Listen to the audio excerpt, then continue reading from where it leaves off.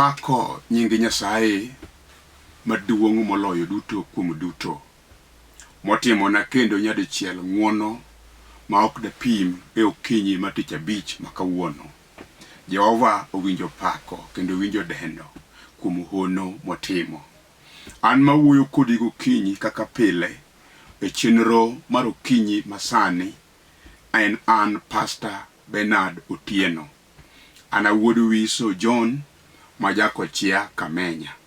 Nyasaye manyalo duto notimo na ng'wono kendo miya thuolo mondo abed achiel kuom jatich e ode kayalo wach mangima mamiyo miere kod oganda Nyasaye winjo weche malong'o kendo donjo e geno mar bet kod ngima mosiko manyaka chieng' kawaloyo pinyni kod bura.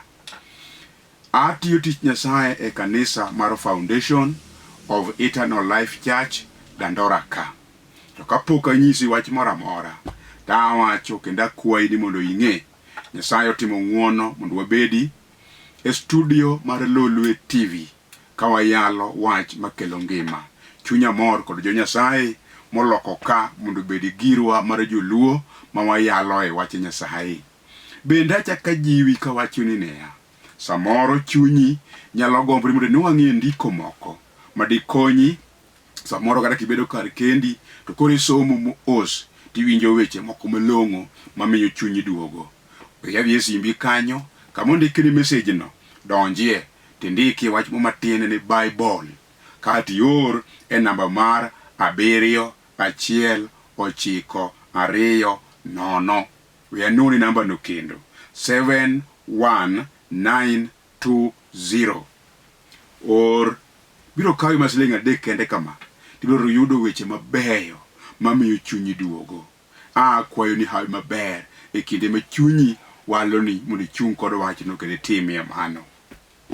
Bende kapok awacho wach machielo, tadwa na kaw thuolo ni makende ahinya mondo ago erokamano malach maonge kamipimo ne jomoko mosechung e toka kod wachni kosedhira kod weche mabecho mamiyo chung motegno e injili manowara.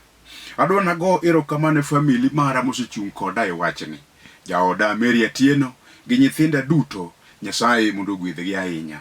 Adwa na go erokamano na wadwa maluoro kendo mageno Philip Anei, en jaote e Israel Church of Africa Suba. Nyasaye mondo ogwedhe, en be osechung koda e injili, osechung koda e weche mabeyo. Adwa na go erokamano ne mwalimu Yusuf Josi Odimbo mar Starlight Senior Education Center. Nyasaye mondo ogwedhe kuom siyie mondo chung koda e wach makelo ngima ma Nyasaye nomake badani. Adwa na go erokamano ne mama na maluoro Eunice Matunga Oasori Center Kadongo Kabondo kanyo. Mama na wiya ok nowil kodi. Alamoni Nyasaye mondo ogwedhi ahinya. An kod owadwa Michael Otieno Masiaga mar Rehema OVC Dandora. Nyasaye mondo ogwedhe e gimoro amora motimo kendo kata komo dwaro no alamone Nyasaye kelongo Nyasaye Yehova biro miyi. Adwaro ni mondo ago erokamano ne mino maluoro ahinya. Aluonge ga ni mino Yugis Mrs. Obonyo kendo wabut kowidi kanyo. Mama na erokamano. Nyara Lilian Mok Riek mantiere e piny Amerika, ebe wiya ok nowil kode. Nyasaye mondo ogwedhi ahinya. Nyasaye mondo rite. An kod japuonj miluongo ni Okwany Odede mar Kenyago Primary School Dandora. Mr. Okwany kama intie, Nyasaye mondo ogwedhi. Isechung gi injili kendo Nyasaye ok noweyi nono. Nyasaye do timne ng'wono maduong'. Inene gik madongo ma Nyasaye timo. Atieko kod nyamera Mary Abwao koa Pap Olengo School Alego Komenya. Agoyo ne erokamano kijose chungi injili kendo seneno gik madongo ma Jehova Nyasaye osetimo. Mama na jiduto te mosechungi injili, akwayo nu hawi maber. Nyasaye mondo umu, Nyasaye mondo ritu, tajiwo u nisikuru e wach mane wayudoni. Wach ibiro chung kodu. Gimora mora ma onge Jehova mondo kel. Yiene pinta yiene tek adiera. kaka jochungi injili kendo yie mondo kowe gimoro ko support godo injili ni Jehova mondo chung kodu Jehova bende mondo wir mondo gonu nyadiriyo gik mosetimo ogonu nyadidek kuom gik mosetimo oparu e weche te kendo timnu gik madongo. In bende minena ajiwi ni gik moko duto iyudo ka ng'ato tiyo ne Jehova. Mano omiyo aketo namba na kanyo mondo igo wawinjre e weche moko, igo wang'adre rieko, igo walami Nyasaye. Ka in kod chiwo bende ne kanyo namba inyalo oro mondo Nyasaye ogwedhi mang'eny. Adwaro kama gikieno mondo walam Nyasaye kendo ka Ruoth oyie.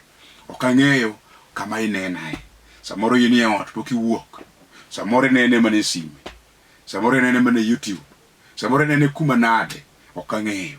Ta akwayi wache ni bolruokne e timruokne nono.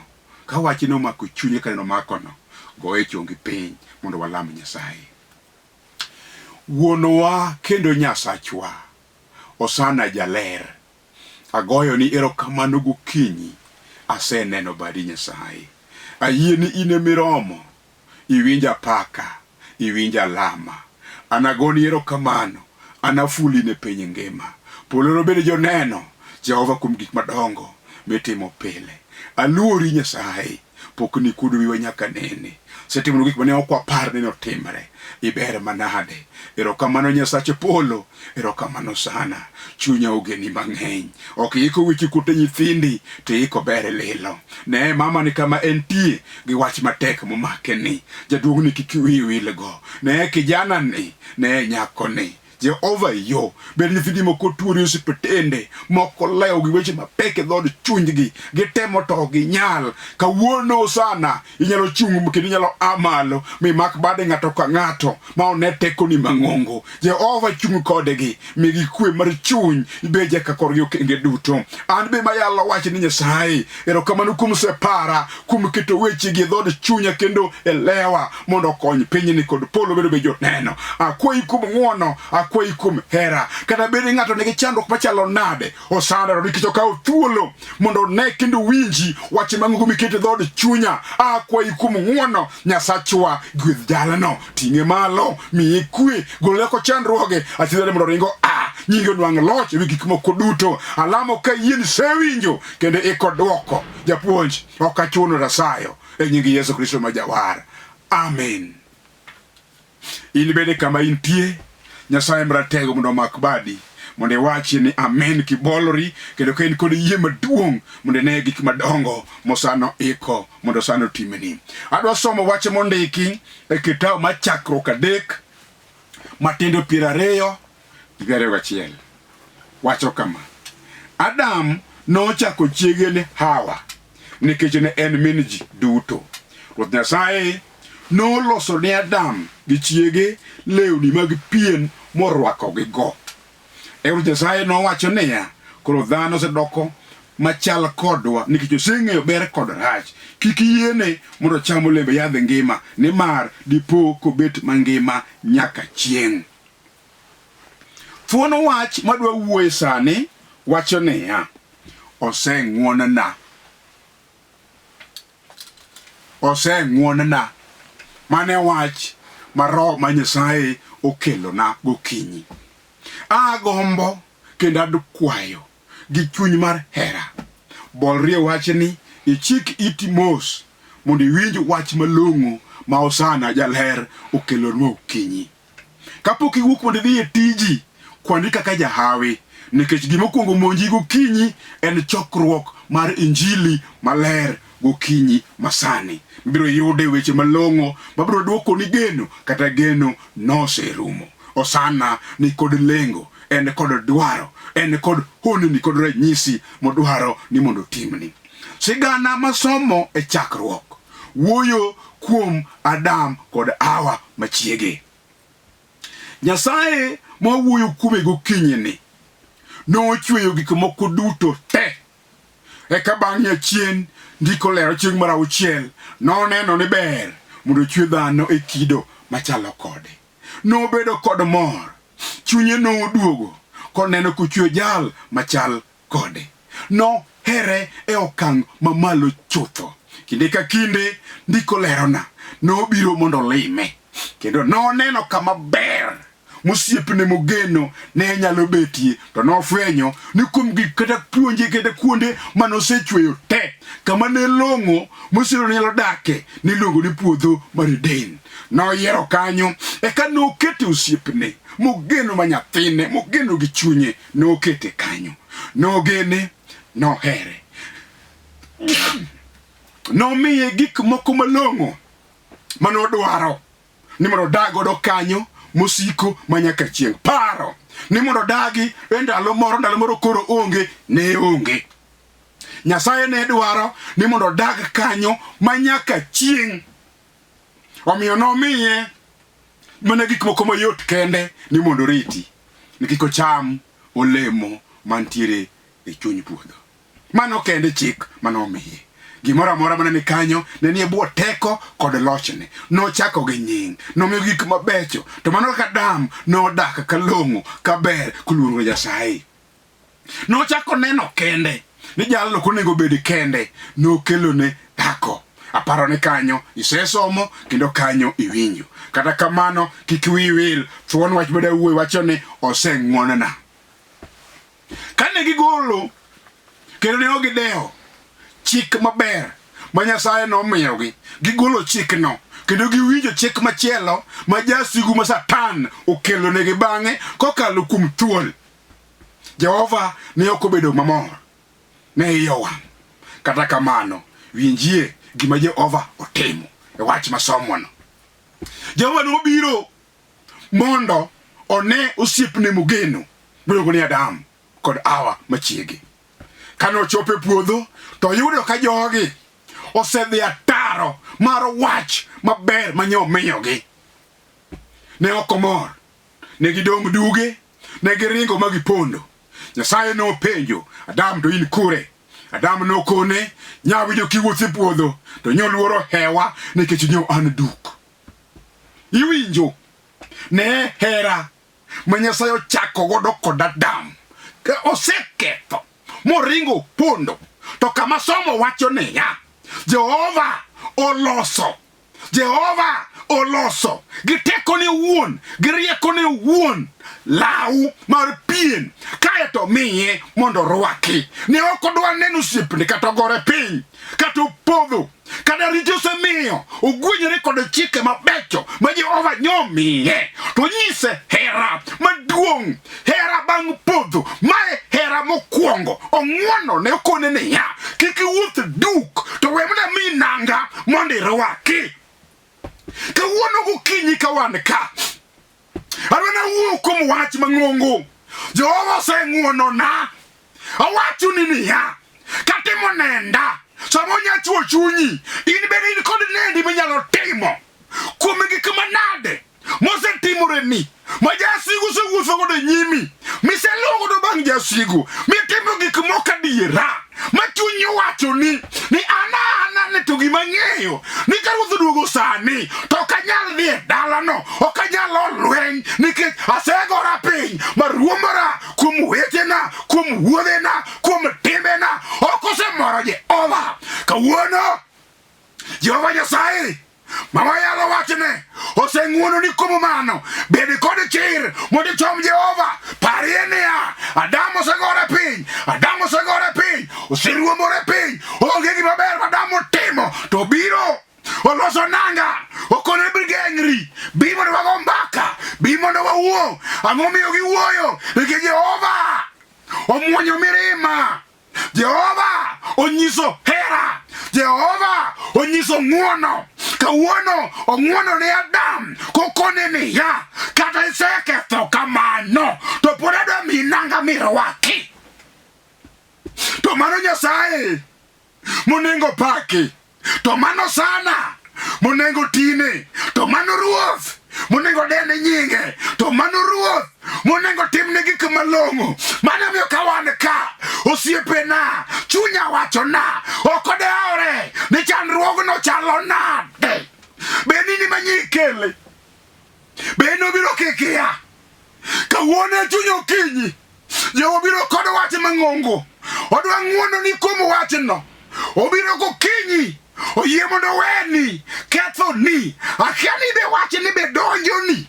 Be inyalo wache ni ya ayieni ajaricho asarema inyim Jehova wena kuom gima nade makata ka gik maricho gitimore na kuom gik mok adiera manya timo osana wena sani abiro mondo ing'wone na. Mana mi Ruoth owacho ni ya ng'ata mobiro ire kogoyo okang' achiel to goyo ariyo koromo ne winji nyamera ok odeore. Nang'o mosekethi gi Jehova?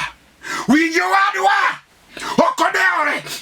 Nang'o mosechung' e nyimi mopogo kindi kod Jehova?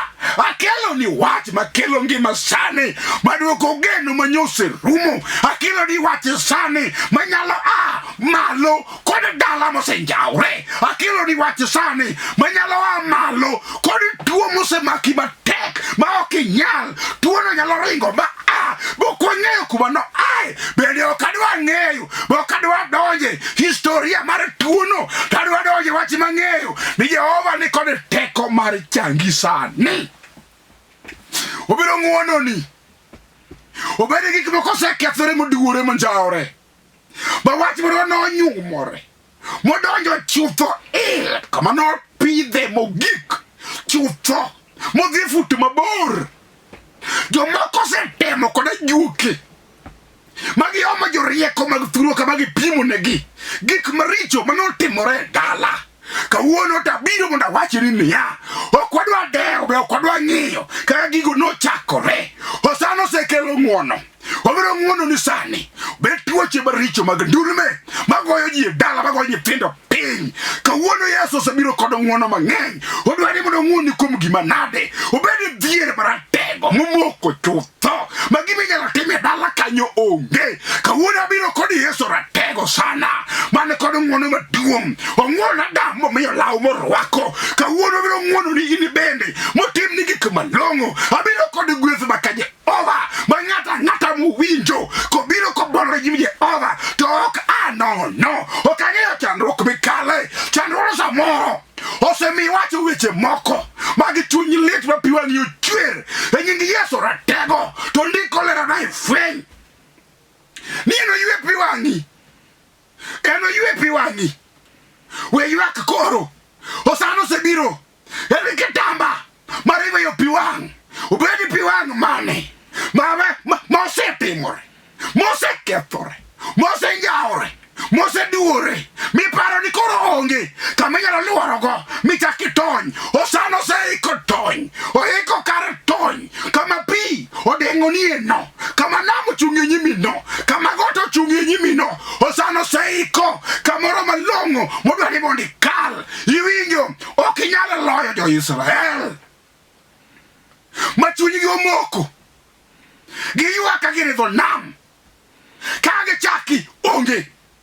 Gipenjo Musa niya nigolowa kucho nang'o? Ne achien kacha jo-Misri biro gin kod geche, gin gi silaha madongo, wan gi lwetwa nono, mbelewa ka nam odino, koni got nitie. Musa kelowa mondo watho e pap ka kendo e thim nikech ang'o? Nyasaye maketo yo kama yo onge notimo ono ma yo nobet e chuny nam. Kawuono awacho ni Osana ma jang'wono no moseneno gik mosetimo maricho go te, kawuono ajiwi ni ya en kod ng'wono maduong', en kod hera maduong'. Obiro mondo timni sani mano wayalo wache ni sani ka wan kod chir nikech wang'eyo gik mosana no timo. An mawuoyo kodi anyalo koni karamo chutho. Osana nogo nogola ka piny odiang'a, ka dhoga omoko, ka nyalo onge, ka dong' kanyo, ka piny osekweda, ka piny osewita. Gima nyalo wacho nyim ji bende onge. Nadong' ka an jal mosekwedi, moseriembi, modong' kare kende ma ng'ama nyalo dewo onge. Ka chief ramo ni onge gima nyalo konye koro gweng'. Kawuono apako nying Jehova Osana maratego manyalo paro ng'at mosewiti, moseduang', moseriembi machak timne ng'wono. Abende nopara momiya law mar ng'wono manyalo rwako ma weche maricho ma yande an godo te.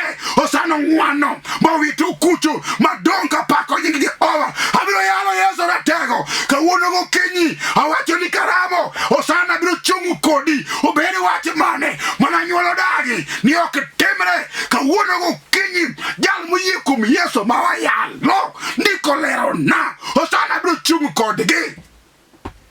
Janabi moro penjo ni to en ng'a moseyie kuom Injili ma wayalo. Janabi no penjo to en ng'a mabiro kawo Bosra ka lepe otimo remo. Osana wacho iwinjo an ema asebiro iluonga ratego sulwe mar okinyi an kod teko an kod nyalo mar reso nyithinda. Tang'o momiyo lepi otimo remo oduoko agora gi jasigu aduogi manegogi te rembgi emokirore lawa. Kawuono wacho niya jochiende modagi ni ok igo okang' rembgi biro kirore kotiegi konegi chutho biro kirore lip Jehova maratego sana mong'e kede lweny. Awacho ni karamo ok ang'eyo gima osechung'ie nyimi maratego motamore ni ok nyalre e nying Yesu ratego. Winji mama nawacho ni kaminena e sani awacho ni karamo biro nyalore.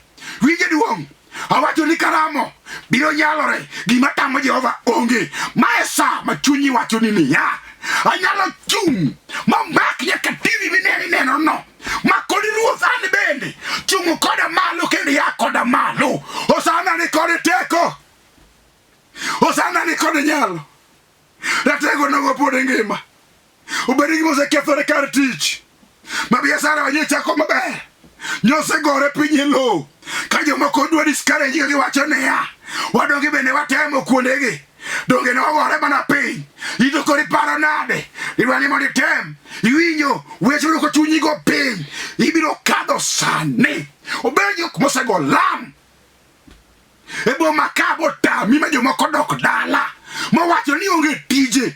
In mawuoyo kodi sani ni idhi nwang'o tijno nikech iyie kuom Yesu ratego. Kata biashara mitimono jomoko nyotamogi iti biro time sani kendo gik madongo biro timoreni. Kik ibed kod luoro nikech osana osegolo gima ne nyalo moni chome tir kaka nogolo duk manomiyo Adam. Chunye wachone ni ok onyal romo gi Nyasaye nomiye nanga morwako. Kawuono ami nanga mar ng'wono, ami nanga mar hera, ami nanga mar chir, ami nanga mar chomo jawar mar wachone niya gima chanda en ma osana biro chiwo ni sani.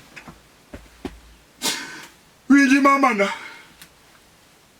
iwinjo ji owadwa chunya nyisa gokinyi diere wach moro manyotimore nyocha.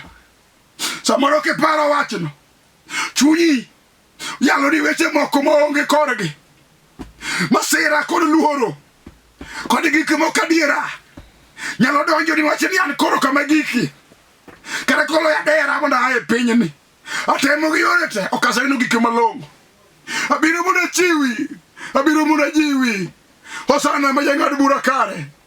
Kik chunyi chandre osana ni kod ng'wono.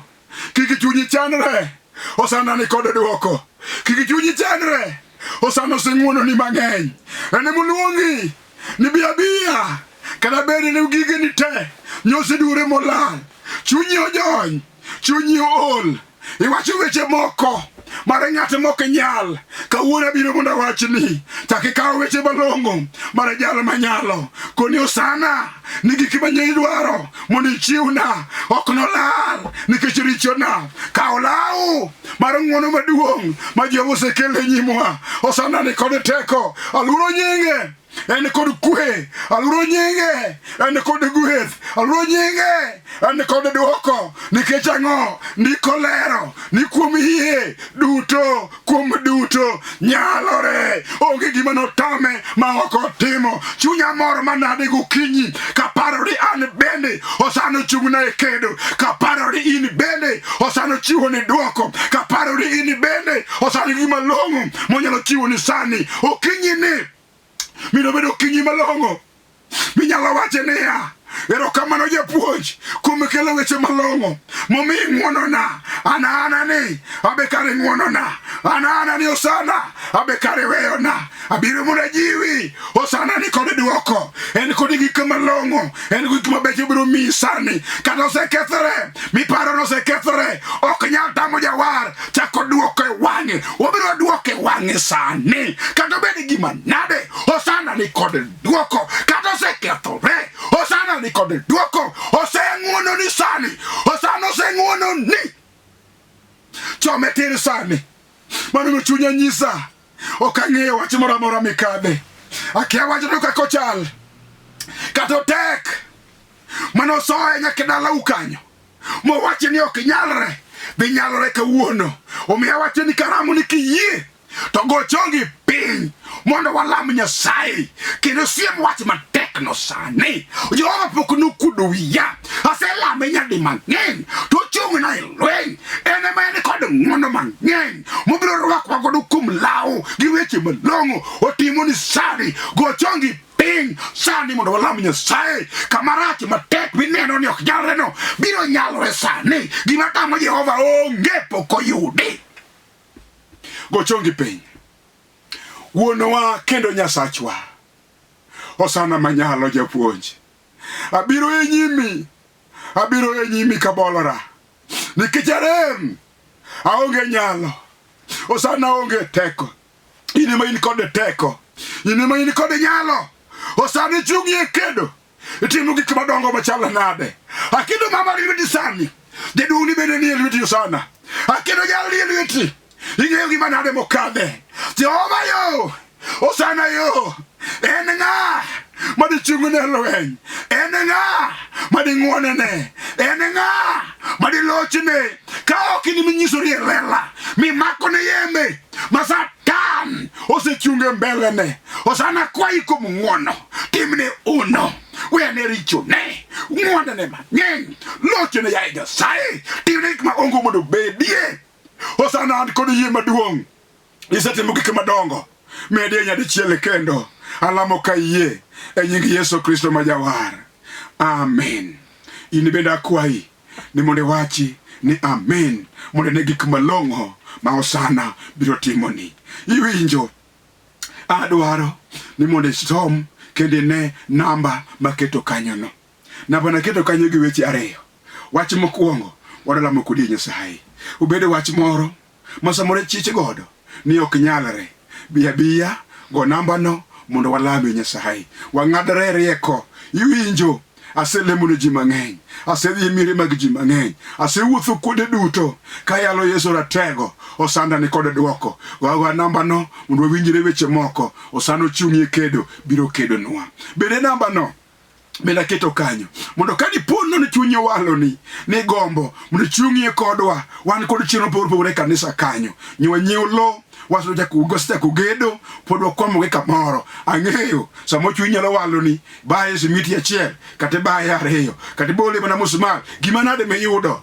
bola kanyo mondo Jehova mondo chung kodi e wach mora awacho ni karamu ng'ata kata botiro ni Nyasaye ok no anono namba dek adwaro kenda kwayi go mondo nyisi kama kanisa nitie mondo bi walamo Nyasaye kanyakla wantie Dandora phase 5 tok ka police kanyo koro bi mondo walamo Nyasaye wantie gi jodolo ma Ruoth nowalonwa mondo watigo kamoting'o Henricus Otieno ma wuod Awuonda kamoting'o Alex Okelo ma wuod Oyule kamoting'o Barnabas Otieno ma wuod Uma akwayi warewore kanyakla tijni bi mondo watiji Nyasaye bi mondo yalo wach Nyasaye arwaki kanisa mang'eny gi chunya te wan gi Bishop marwa Julius Otieno ma wuod Doni akwayi kuom ng'wono akwayi kuom hera Nyasaye mondo gwedhi osana biro ting'i malo to kik ibed kod luoro osana nogo emoseng'wono ni kaka notimo ne Adam koseketho Nyasachwa no biro timo ni ono osana long'o biro gwedhi e yore duto te bed kod chir ni osetimore Nyasaye mondo gwedhi ahinya amen. Nategwa ng'akomo Ruoth